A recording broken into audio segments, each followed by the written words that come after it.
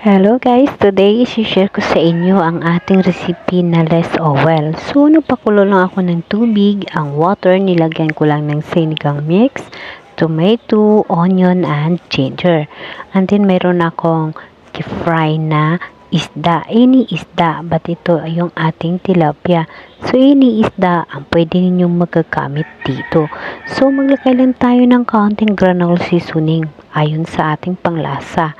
Ito yung ating sinigang na tilapia. Ito siya ay less oil na maganda sa ating mga matataas ang ating BP. So ito siya ay makatulong sa atin.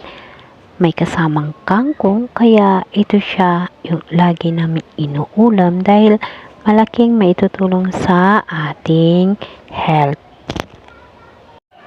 So, nilagyan ko lang siya ng siling pangsigang. So, guys, ito yung ating less oil recipe today.